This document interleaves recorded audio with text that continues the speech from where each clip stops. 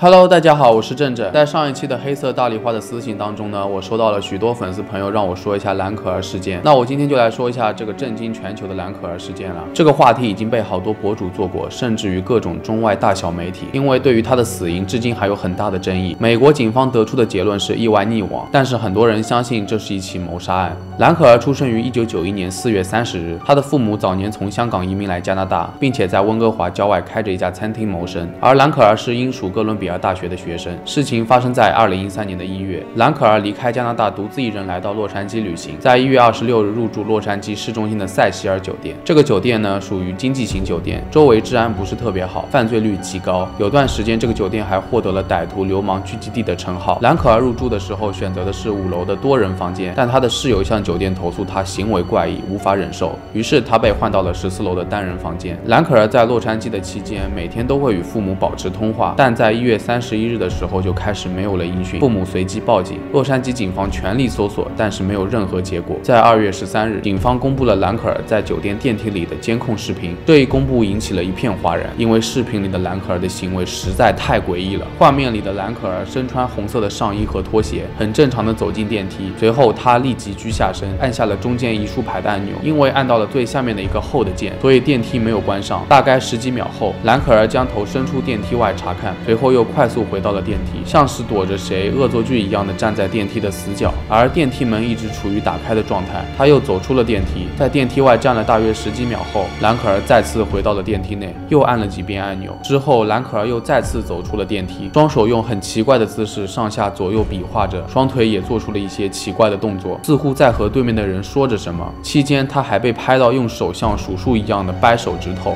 最后一次，蓝可儿走出电梯，从监控的范围消失后，他就这样失踪了。2月19日的早晨，塞西尔酒店的客人抱怨酒店水压过低，以及水中有一股莫名的臭味。当维修人员前往顶楼水箱查看的时候，意外发现了水箱里面有一具尸体，尸体全裸，头向下，异常扭曲。警方和消防部门花了很大的力气锯开水箱后，才将尸体捞上来。而尸检结果表明，尸体就是失踪的蓝可儿。尸体浮肿严重，没有发现外伤以及性侵的痕迹。蓝可儿尸体被发现的消息让人震惊。2月21日，洛杉矶发布了初步尸检结果，蓝可儿的死因是意外溺水身亡，死亡时间是2月1日，也就是说在2月1日到19日期间，很有可能整个酒店的人都在用泡尸水。然而美国的自来水是可以直接饮用的，所以此刻求房客心里的阴影面积了。6月，警方公布了完整的尸检报告，在尸检报告里最后几页纸中详细描述了他的毒理化验报告，以及他之前在加拿大所取得处方药在其体内残留，这些处方药都是抗抑郁和治疗躁郁症的。警方认为，从尸检报告来看，躁郁症被认为是蓝可儿死亡的重要原因，而且他患躁郁症已经有一段时间了。蓝可儿的博客里面也提到自己患有双向抑郁，这样的患者除了抑郁症外，往往还伴随着狂躁症发作，狂躁期间做事会不计后果，抑郁期通常会有自杀的倾向。蓝可儿在电梯里的症状应该就是发病期，换句话说就是自杀或出意外的几率极大。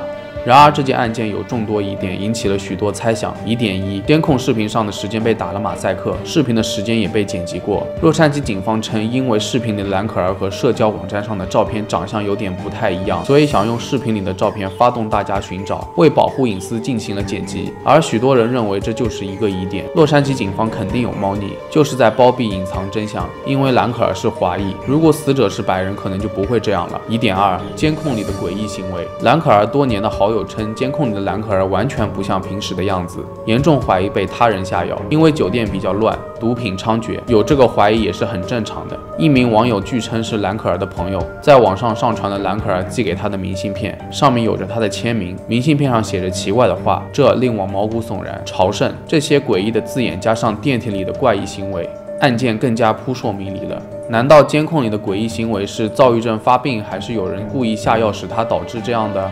疑点3，蓝可儿是怎么进入顶楼的？水箱的盖子又是被谁盖上的呢？这也是争议最大的一点，至今无法解释。塞西尔酒店的屋顶通道是上锁的，并且与警报系统相连，除了酒店职员，其他人很难登上屋顶。但是消防通道是在楼外面的，通过一个落地窗就可以进入，人人都可以爬上楼顶，而且没有警报装置和监控。如果说是有人先谋杀后抛尸到水箱，那就意味着这个犯罪分子要背着尸体爬消防梯进入楼顶？这不可能。那假设兰可儿自己通过消防通道爬上楼顶，又是如何爬上水箱楼梯的呢？而且他为什么要脱光了衣服再跳进去？又是怎么把盖子合上的呢？兰可儿第一次入住酒店又如何熟悉内部位置？关于盖子怎么合上，也有人认为可能是兰可儿跳进水箱后，有维修工看见了盖子没合上，以为是粗心又给盖起来了。现在牵扯到案件不敢说出来，疑团一个接着一个，众说纷纭，真正的原因可能只有兰可儿自己可以解释了。洛杉矶警方曾经约谈过部分员工，锁定了一个酒店职员为重大嫌疑人。这个人手中有兰可儿房间的钥匙，理论上他可以随时进入房间谋杀兰可儿。还有一点，兰可儿酒店曾在2月14日做过水质检查，结果为一切正常，所以凶手有可能充分了解酒店的运营模式以及水质检查的时间表，故意藏尸2周，等检查结束后再把尸体放入水箱。但这也都只是推测，没有证据定罪。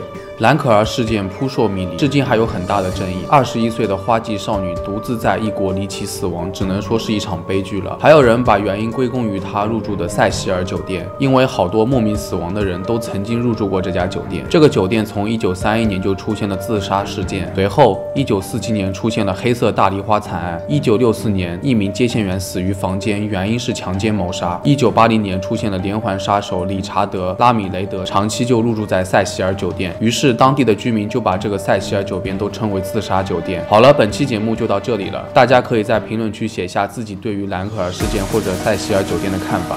喜欢我视频的朋友记得点赞、收藏、加关注吧。那我们下期再见了。